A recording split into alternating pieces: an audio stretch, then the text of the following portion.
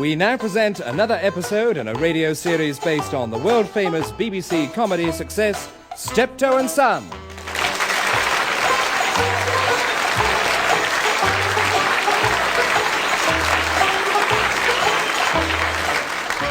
With Wilfred Bramble as Albert and Harry H. Corbett as Harold.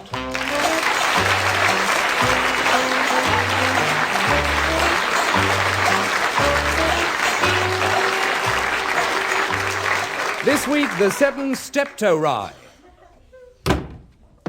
Dad? Dad? Where are you? Here, come and have a look. I've got in the car. Dad? Are you in? No, where's he gone? He's slapped off again. I don't know how to bother. Typical of British management, he is. 3 hours a day, 4 days a week. Last on the job, first off it. House wide open, no security at all. I don't know why he don't put a notice on the door. Gone out, come in, help yourself.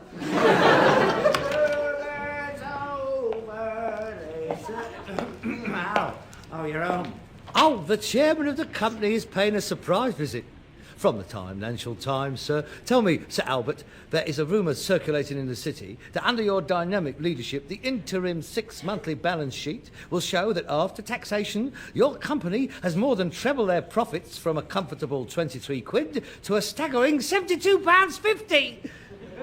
Would you care to comment? Cobblers. Oh. How do you spell it? C-O-B blurs. Yes, I see. Cobblers, yes. Oh, that is most interesting. And is it also true that in the light of these remarkable results, you was awarded for the 3rd year running the Queen's Award for Indolence, but you were too pigging lazy to go up and get it? Yeah, look at him. The one-man think tank. The man who described the prognostications of Erman Khan and the Hudson Institute as a load of old crap. Sir Albert Steptoe, the Confederation of British Industry, salutes you. Da-da-da-da-da-da. Where have you been? Have you finished? I've finished. Where have you been? If you must know, I've been down to the cemetery to put some fresh flowers on your mother's grave. Ah, liar. You've been to the pictures. How'd you know? Elementary, my dear Watson. You've got chalk ice down your shirt front, popcorn in your turnips, orange juice on your waistcoat, mustard and tomato ketchup on your face, and the chewed-up, knotted end of a hot dog skin hanging from the rim of your hat. Obviously the result of an abortive attempt to flick it over the balcony. The game is up, Sir Albert. I advise you not to try anything foolish. Watson, look up his Harris for cyanide tablets, quick! Clever little dick, ain't you? Well, it's obvious, isn't it? I mean, every time you go to the pictures, you come back in a mess. You ought to wear an ankle-length plastic bag with your head poking through. Then you could have a walk through a car wash on your way home. Anyway, what's the idea of going to the pictures in the afternoon? You're supposed to be working. Because they're getting in cheap in the afternoon. I'm an old-age pensioner. It don't cost the firm very much. Only costs a shilling. I don't mind that. It's the 2 quids worth of stuff you put down your cake hole, I object to. I'm entitled to a little bit of pleasure now and again. I don't get much out of life. I like going to the pictures. I like a little bit of kung fu now and again. I know you do. You dirty old man. I've heard about them poor out lady pensioners having to keep changing their seats. That's the most exercise they get when you go to the pictures. Half the screams during them Dracula films is down to you. Look, I'm warning you. These geriatric gymnastics has got to stop. I don't have anything to do with them old bags. They don't move their seats because of me. It's them looking for a fella. Sex mad they are. It's like an Apache raiding party in there some afternoons. Oh, you're to go this week, though. It's good. It's a double. King Boxer and Enter the Dragon. Oh, dear. Oh, that Bruce Lee. He's a goer. He's much better than that bloke on telly, because he's a real chink. That bloke on telly, he's an American made up. He's got a rubber bald head stretched over his barnet. You can tell. Oh, you ought to see what Bruce Lee does to them Japs. There's 12 of them, standing facing him with knives. He jumps 7 foot up in the air, shoots out his leg, bang! Straight into the first bloke's ear hole, and they all go down. Boom, boom, boom, boom, boom, boom, boom, boom. The most deadly form of self-defence known to man. You should see him kick this bloke up the throat with the back of his heel. Well, I'll kick you in the throat with the back of my heel if you don't stay home in the afternoon. Look, I'm trying to run a business here. You're supposed to be in the yard, tidying up, sorting out, selling things. Yeah, you never bring anything home worth selling. Oh, no? What's that, then? On the cart? Cool. That's a big un. It's the biggest vase I've ever seen. It's bigger than me. Well, that's not odd. Anyway, it's not a vase. It is an urn. A Chinese urn. You'll have to grow some long flowers to put in that. So it's not for putting flowers in. That's to stand on a plinth, to be admired in its own right. Oh, that is a triumph of the potter's art. Yeah, it's a nice one. Where'd you get it? From a retired colonel and his lady. It was given to his grandfather in 1893 by the last Empress of China in exchange for 3 bottles of Dr. Collis Brown's chlorodyne mixture. Dysentery, you know. She was so grateful at being cured, she had it filled up with opium and he sailed for home. When the boat steamed into Hong Kong harbour, that was empty and he was stretched out on his bunk, smashed out of his skull. Yeah, that opium, it's a terrible thing. The scourge of the Orient. Bruce Lee's always fighting opium gangs.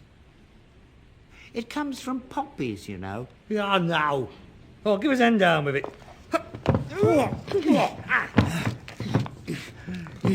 I reckon if this was still full with opium, it'd be worth £1 million today. Yeah, the Shepherd's Bush connection.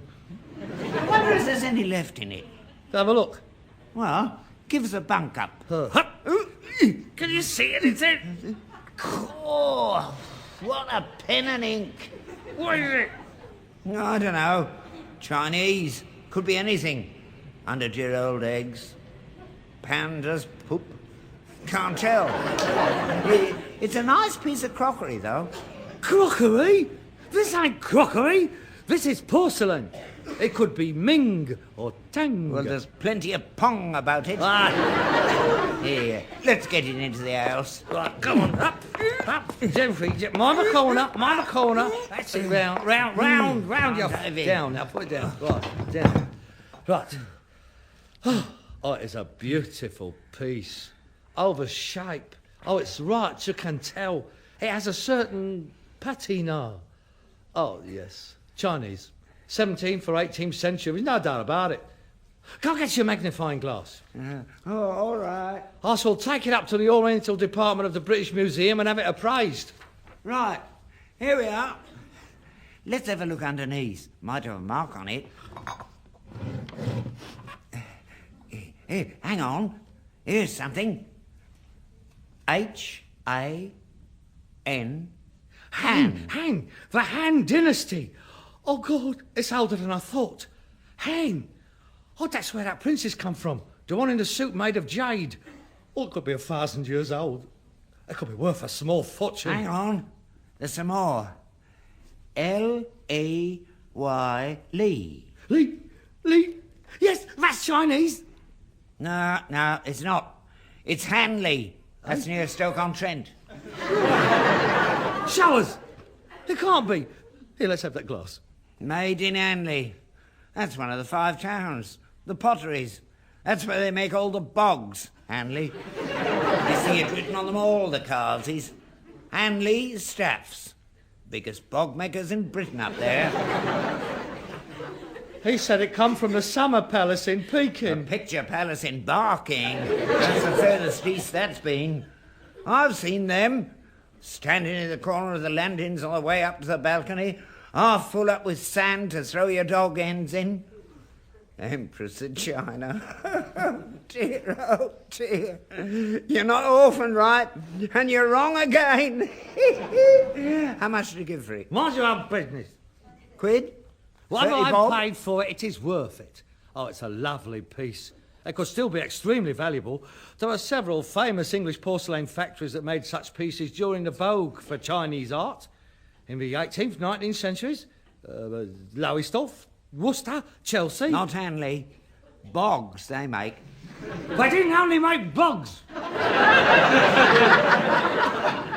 I mean, by no stretch of the imagination could that possibly be classified as a bug. It could be a Poe. Same thing. How can it be a pole? You'd have to stand on a chair to use it. It could be a Poe to go under a tall bed. The danger of falling in would have nanted that. In any case, they slept on the floor. If anything, it's a stem ginger jar. Made in Hanley, I grant you, but for the Chinese market. I'm perfectly satisfied. It's well worth the 25 quid that I... No, how much? It's bob. 25 bob. You paid 25 quid for that load of old rubbish? Yeah. And I shall take that load of old rubbish to Sotheby's and get a few hundred quid for it. Somebody's at the front door. Oh, well, I'll go. Hello. It don't take long for the word to get round the art world, does it? The stem ginger jar collectors are on the march. Now, be sensible, Harold. Don't let it go for under 30,000. I'm coming. Oh, hello, Frankie. Hello, Harold. Long time no see. Not long enough for me. Nah, that's not very friendly, is it? You know the boys, don't you? Robin, Eric. Watcher? Hello. What do you want? Just a little friendly chat. A little proposition to put to you. I'm not interested. Who is it, Harold? It's me, Mr. Steptoe, Frankie Barrow. Shut the door. Don't let him in. Do you want to try shutting it, Harold? What do you want? I'm busy. I told you, a little business proposition. I'm about to make you an offer you can't refuse. You've been going to the pictures too much, Frankie. Ask us in, Harold. There's a good boy. I don't conduct business on the doorstep. The boys might get the feeling that they're persona non grata. Yeah. I wouldn't know what it meant. No, but I could tell them, and they're very sensitive. Yeah. Do yourself a favour, Harold. I would hate to see an alteration in the configuration of your physiognomy. Come in. Thank you. Right. What do you want, Frankie? Mr. Steptoe, how nice to see you again. What a lovely home you have. When did you get out? This morning. You didn't mind me bringing the boys round, did you? I've been regaling them all about all the lovely things you have here. They couldn't wait to see it. Isn't it a lovely home, boys? Yeah. Great connoisseurs, these boys. Very appreciative they are, too. Very knowledgeable. Always got their noses stuck in country life, the tackler, the beano, the dandy. Yeah, well, I haven't seen it this week. No, you've still got one more punishment to work off, haven't you? Oh, yeah.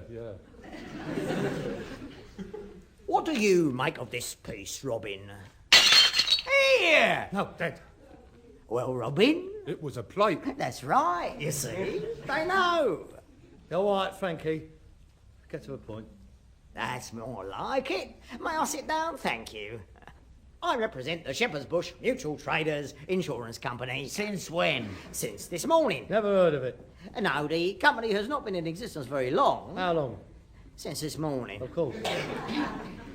I would like to draw your attention to the numerous benefits available to those sagacious enough to take out a policy with us. Oh, come on, Frankie. You're not coming the old protection racket. Protection, Harold? Oh dear.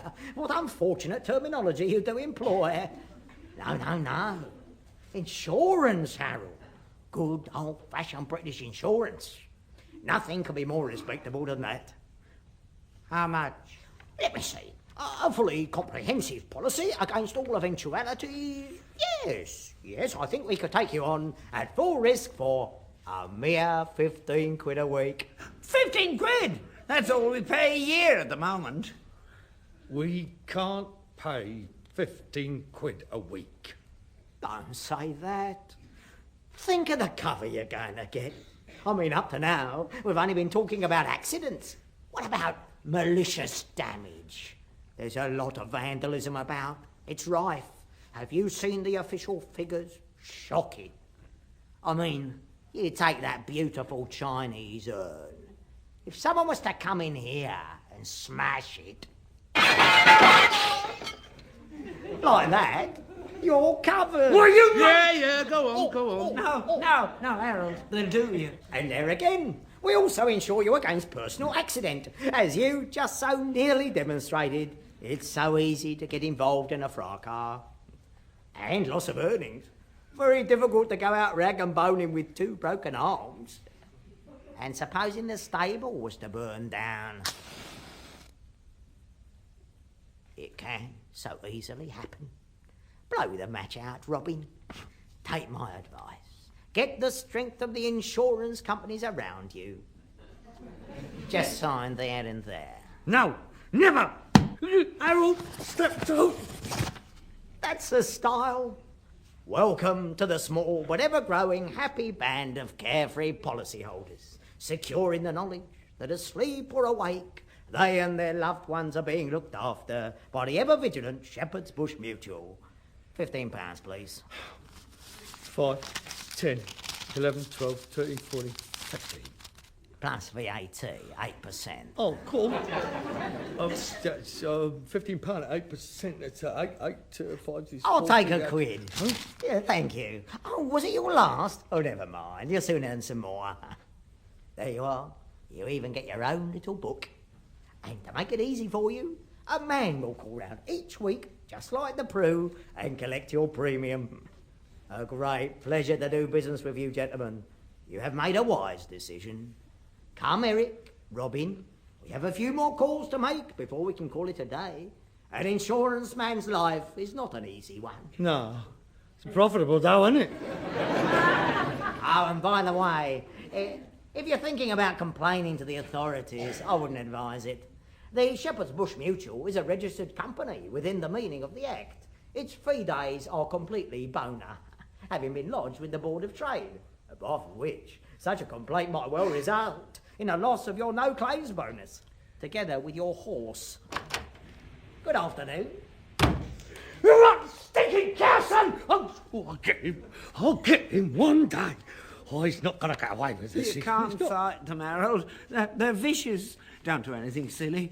I don't want to see one of your ears come through the letterbox. I'm not flogging my guts out to keep him in luxury. There's nothing we can do about it. We can go to the police for a start. Oh, what can they do? You heard what he said. It's a legal company. We'd have to prove intimidation. And while that's been sorted out, so will we be. We'll just have to pay up. We can manage it if we economise. No, they won't stop there. It's 15 quid now, then it'll be 20, 30. They won't stop till we're skint. I'm not paying it. Now, think of me, Harold. I'm too old to be duffed up. You might as well open up the hole and bung me in on top of your mother and have done with it. Well, there must be something we can do. What about if we goes round the district, get all the traders he's threatened together and form a defence committee? The old drum lane vigilantes will fight them. You're joking. You can't rely on anybody down this street. It was bad enough during the war. We tried to raise a Home Guard battalion. 2 of us turned up. Me and the butcher's wife. They can't all be cowards. Don't you believe it. I remember the day war broke out. At 11 o'clock, Chamberlain said we were at war with Germany. At 11:05, they were all down the tube station. Half of them never come up till 1945. They panicked round here when the Americans come over. Well, we can't just sit back and let a gang of thugs terrorise the old neighbour. Wait a minute. I see. There is something we can do. What? I saw a film once. The 7 something. Ah, I know the one. James Mason was in it. He whacked his bird over the fingers and said, "Francesca, you ain't never going to play the Joanna again." Yeah, no, not that one. It was a foreign film. The 7. The 7. You rich? No. It's more foreign than that. It was the 7. The 7. What? The 7. No. It was Japanese. It was like the 7 Samurai. That's it. That's the one. The 7 Samurai. Who was in it? It don't matter who was in it. Tosh somebody or other. there was this medieval Japanese village, and they was being continually pillaged and looted by this gang of outlaws. They was frightened out of their lives. So, do you know what they did? Move? No. They sent a bloke out to hire some mercenaries to protect him. The 7 Samurai. Who were they? Japanese warriors who used to wander the countryside, hiring out savages. Oh, a bit like Security Corps. Similar, yeah. A strict code of honour they had. Anyway, look, they comes to this village, organises the defence, and they knock 7 bells out of all the bandits, and they all live happily ever after, except the samurai. They all got killed. We won't tell them that bit. Well, they wouldn't have been if they'd known a bit about Kung Fu. I don't keep on about Kung Fu, for God's sake. How much did it cost them? Oh, in those days it was very cheap. A bowl of rice a day and a free go at the best-looking bird in the village. Lucky here. All we can offer is Dolly Tlackett, and she's been offering it for years. Ooh, even to me. Anyway, that's what we're going to do. We're going to meet fire with fire. We're going to hire our own samurai. There's no Japs living around here. You might find a few Gurkhas. I shall get a few Songarm boys from the scrubs that can live in. Then when Frankie and his team comes round, we'll tear them to bits. Ah, that's no good. Why? It'll cost too much money. Oh, yeah. You can't buy muscle cheap these days, and you can't trust them. They might get rid of Frankie's mob, and then we'd have to get rid of them. We'll be back where we started. It's a good idea, though. You leave it to me. I'll get someone. Who? I got friends. I'll sort something out. See you later. Who are you gonna get? You'll see. Frankie Barrow won't know what's hit him.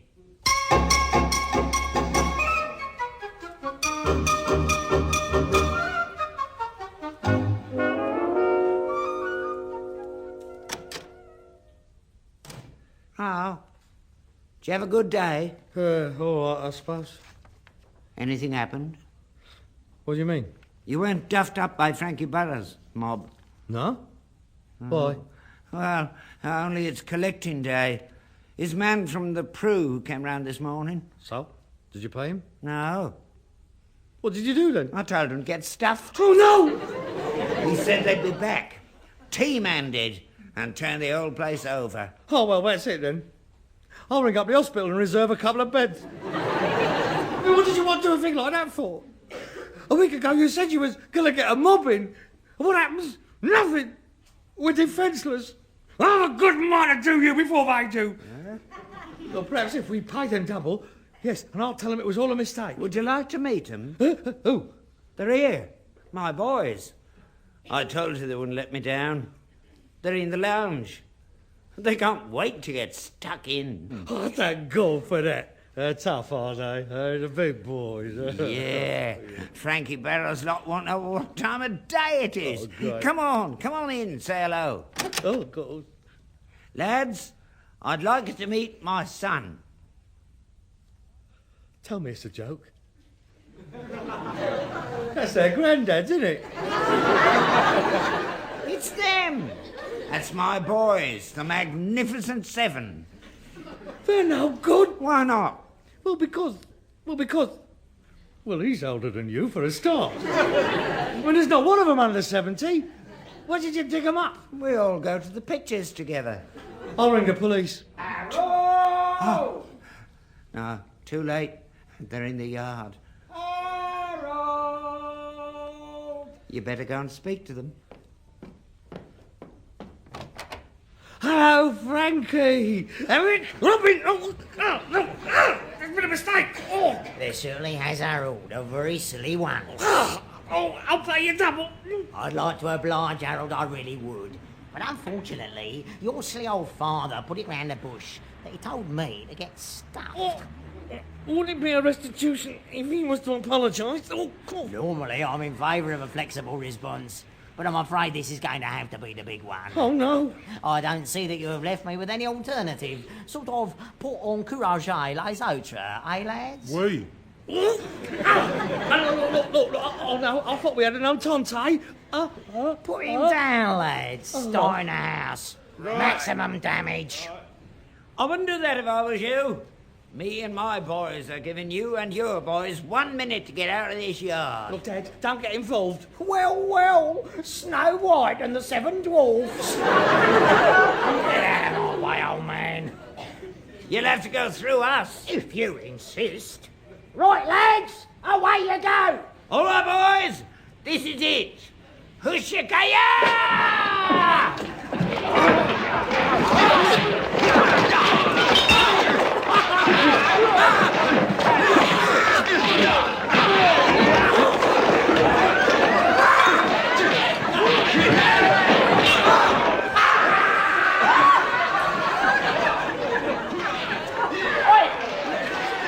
Where are you going? Come back, you cowards! Fight them, they're only old men! Come back, get out of my car! Hang on, wait for me! Gotcha! Let go!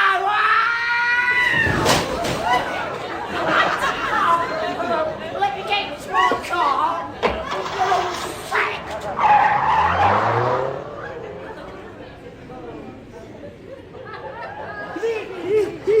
I enjoyed that. We won't have any more trouble from them. Oh, that was fantastic. I've never seen anything like that in my life. 15 stone men flying about the yard. Clump, clump, clump, clump. Oh, great. I was just like inside of a popcorn machine. Here, we won't have to take all the junk down to get it crushed. They flattened it full. Where did you learn to do that? We started a Kung Fu club. Great. Every Thursday afternoons after the pictures. We got the best teacher in London. A Chinese waiter from Williston. Well, I think he's marvellous, especially at your age. Age don't come into it. We got a motto down our club. Old tiger with creaking bones, better off than young tiger with broken bones.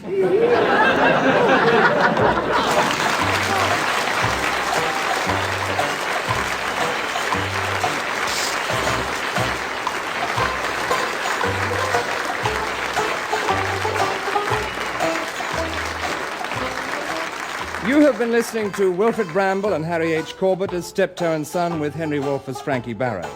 The program was written and adapted for radio by Ray Galton and Alan Simpson and produced by Bobby J.